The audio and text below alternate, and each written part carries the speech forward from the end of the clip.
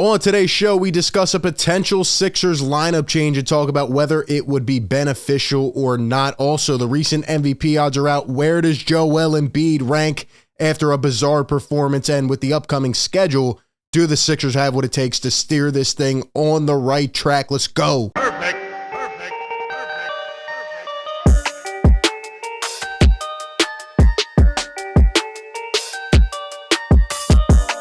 What is going on, everybody? Welcome into Philly Take with RB. You know the drill by now. Hit that like button, subscribe to the show right now, hit that bell so you don't miss any of the upcoming content. Hit that little share button as well. You know, share it around to a friend, a fellow Sixers fan, whoever it may be. Help us continue to grow as we consistently pump out this content. Today we're back. We actually have a little bit of a breather, right? Kind of a weird scheduling thing early in the year here with the Sixers and the NBA. 4 days off. But hey, I'm not complaining. We definitely need it.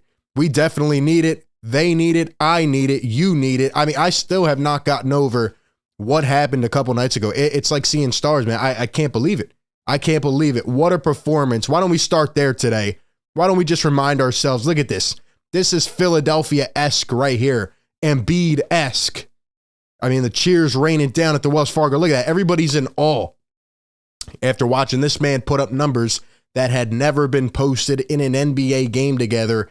Not only 59 points, blowing his previous career high away, but 11 rebounds, 8 assists, 7 blocks. It is unreal what Joel Embiid did. And like I said the other night, that's how you galvanize the squad. That's how you bring the troops together, and you led, and you said the right things, and you did the right things on the court, and you dominated. And talk about 2 big wins back-to-back to start off this home stretch. We'll definitely get into that more later on. But shout out to Joel Embiid. And this was something I brought up the other night. I didn't know the exact statistic, but shout out to our guy, Austin Krell, for putting it on Twitter. Embiid last night, when you add up the total points he was responsible for, scored or assisted on 78 of our 105 points, 74% of the total offense. Am I happy that we won the game? Yeah. Am I happy that Joel Embiid had to do that much to win the game? No. But man, it was sweet. It was sweet to watch, and shout out to Joel for getting it done. But anyway, I want to talk about this team. And, you know, now that we have, you know, just a chance to kind of breathe a little bit, you know, so many games day in, day out, we're going live, we're covering the games. You don't really get to look at everything by stepping back sometimes. And I was, you know, just going through some things today, just looking around, just kind of scrolling and researching a little bit. And I came up with an interesting statistic here. And, you know, people have been talking about a potential lineup change. Now, let's take it back a step. A couple games ago, James Harden was injured. This was about, 4 games ago, 5 games ago, and he's out for a month. So what did the Sixers do? They decided to go with DeAnthony Melton as their 2 guard next to Tyrese Maxey. And you know, a lot of people like that. Melton is off to a great start this season. Individually, he's doing his thing. And then DeAnthony Melton a couple games ago is out with back stiffness. So who comes in his place? Matisse Thybulle, who has been all over the map. He gets minutes, he doesn't play, etc. Like, it's so back and forth. But the last 2 games, the Sixers have won. Thybulle has started. Melton came back last game, but Doc elected to stay with Matisse Thybulle in the starting lineup. And while everybody's been complaining about PJ Tucker, okay, I said this the day PJ was signed. I reiterated it through the whole offseason. There's going to be nights when people hate PJ Tucker. He's going to do nothing. Then there's going to be other nights where he's a big key contributor. But at the end of the day, he's a pro. He's a vet. He has won a championship. Come playoff time, I truly believe PJ will be just fine. Now, I do agree. He has been subpar compared to our expectations, what we thought we were getting so far. But let's not forget, you know, he underwent a little surgery right before the year. He's still trying to get acclimated a little bit. So let's give him a little break. He's been around for a long time, and he's played with some of these guys, especially James Harden. So I think he will be okay. The funniest part, and it's really comical to me, I laugh it off, is when people say, oh, well, he's just like Ben Simmons. He's just like Ben Simmons. First and foremost, okay, those are 2 different players. 2 different skill sets, 2 completely different roles. PJ Tucker is a role player. We're coming to find out Ben Simmons is a role player too, which I tried to tell you guys. But at the end of the day, all right, PJ Tucker's in a completely different role. He's trying to fit in. He's trying to do little things here and there to impact the game. He's not some number 1 overall pick. I mean, incredibly skilled player that is just not utilizing his talent. Okay. PJ Tucker is getting up there in age. So let's calm down a little bit. But anyway, everybody wants to take PJ out of the starting lineup. However, after looking at this stat here, maybe you'll change your mind a little bit. Now, I am not the biggest stat guy in terms of I'm going to let analytics run my life and run the game of basketball for me, okay? Are stats important? Yes, but they don't always tell the whole story. However, in this case, I do find it very interesting going through the numbers for the two starting lineups, okay? Let's look at the lineup after James Harden got hurt, which had DeAnthony Melton in the starting lineup, which is right here at the bottom. And then let's look at the lineup with Thibault in the starting lineup over DeAnthony Melton. Now that lineup has played 4 games together, 52 minutes total. The other one, 26 minutes total. Okay, Maxey, Melton, Tucker, Harris, Embiid. And look at the differences here.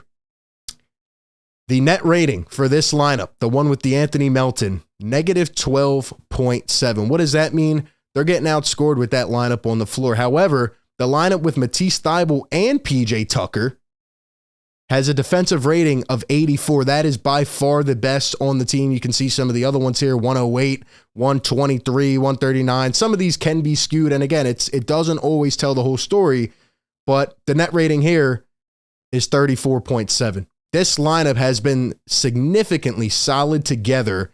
And you may ask, well, why is that? Matisse Thybulle doesn't play offense. PJ has struggled.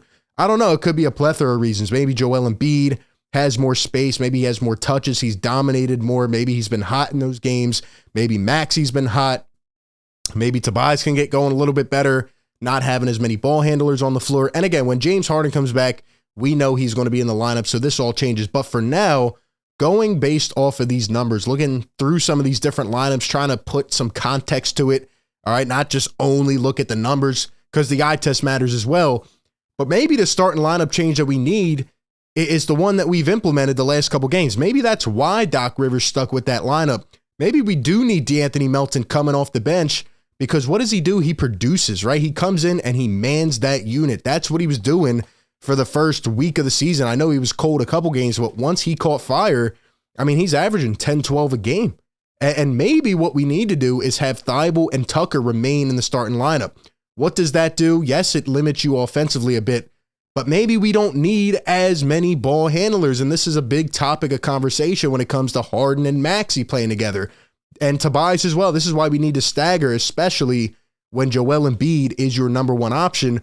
Maybe it's better because there's just a little more space, right? Thybulle sitting in the corner, Tucker in the opposite corner. And let's not forget, Thybulle, his defense has actually been really good this season so far when he has gotten the opportunity. Yes, it's been back and forth in terms of when he's playing, when he's not. I feel like it's like that with a lot of players. But if Thybulle can just develop a little bit of a shot, this would be the perfect spot for him going forward in the future. Like, Thybulle can be that 3-and-D wing for you. Like, he needs to develop that shot and continue to shoot. He had that one game where he hit a couple threes. He hasn't really done much since. On the defensive side, though, he can rack up 3-4 steals a game. He's been pretty good. And having him and having a guy like PJ Tucker who knows how to play the position well, who's been around, who can guard some of the best scorers, maybe that is a more efficient lineup, especially because you can run a lot more efficient Maxey and Embiid pick and roll without guys getting in the way. So, I mean, that's just something I looked at. And again, it doesn't tell the whole story, but I mean, this is a significant jump in numbers. And for this lineup, to only be giving up 84 points per 100, I mean, it's interesting. It's very interesting. So maybe the lineup change we need is to keep this in for now until James Harden comes back, and our bench has been up and down and it takes him some time to get going, but maybe DeAnthony Melton being that anchor off the second unit would be good for this squad. Just some food for thought. The last thing I want to talk about, or actually the second to last thing that I want to talk about, is the schedule. We look at these upcoming games, right? The Sixers won the first 2 of the home stretch. Now you got 4 days of rest. Then you have Milwaukee coming into town. Big game, but you're well rested. You should be able to take them down to the wire. You should have beat them the first time without Chris Middleton. And they've lost a couple games recently to bad teams, so they're not unbeatable. Okay, then you got Minnesota, who's struggling with Cat, Gobert, that whole experiment. And then you got the Brooklyn Nets, who just fairly are not that good. You know, they have talent. They have guys like Kevin Durant. But, you know, they went through the whole coaching change, and I don't know. They're talking about blowing that team up. I mean, I told you. We told you so, okay? it's really not that hard to see that they are lacking talent. Now the Sixers have started under expectations as well, but now we're 7-7. We're sitting at the 7th seed in the East, and honestly, we're only a couple games from being the 3rd seed. So my point being is, if you can take 2 of these next 3, maybe the ship is steered in the right direction. Maybe it is steered in the right direction. Maybe you're back on track, and we're saying, okay, now we can take a deep breath. It was just a rough start to the year, but if we were to lose a couple of the next games, I mean, it could go bad. Look who we got after that: Charlotte, Orlando, Atlanta, Cleveland, Memphis, Houston, LA. I mean, we can have a pretty solid stretch here, but the Sixers need to step up, and they need to show us what they have, the last couple games. And honestly, it even hasn't been the whole team, but they need to play more consistent together as a unit. Everybody needs to help out and not have Joel Embiid have to go for an incredible 59-point performance to win a game. So hoping to see a lot more consistency out of these guys. The last thing I want to bring up is the MVP thing. Joel Embiid, after his monster performance, is now sitting at 5th in the MVP race. The latest odds released: Jason Tatum, Luka at number 2, Giannis, Curry, and Embiid. What do you guys think about that? I think that's pretty fair. I mean, Embiid did not play well early in the year. Luka and Jason Tatum are having insane years right now, and it's a long season. But I think this is fair. And honestly, again, I don't think Joel cares about the MVP anymore, but it is good to see him getting a little bit of recognition after what was such a great performance, because, they take every chance that they can, to try to downplay Joel Embiid and this team and the process and all that. So it is good to see him get some recognition, but it should not be the main site. The main site is getting healthy, getting on the right track, and playing as a team and trying to come together and win some games. So, hey, things are at least trending in the right direction for now. Maybe in a couple games we'll be saying the opposite again. It's been a roller coaster of a year. This team is still confusing to me. They're still unexpectedly good and then bad. Like, it doesn't make sense sometimes. But if they can come out and beat Milwaukee, I think they can beat Minnesota. I think they can beat Brooklyn. I think this team can get right back on it. You got the golden opportunity right here. Will you make the most of it? That is the question of the day. Let me know what you think down below about all this stuff.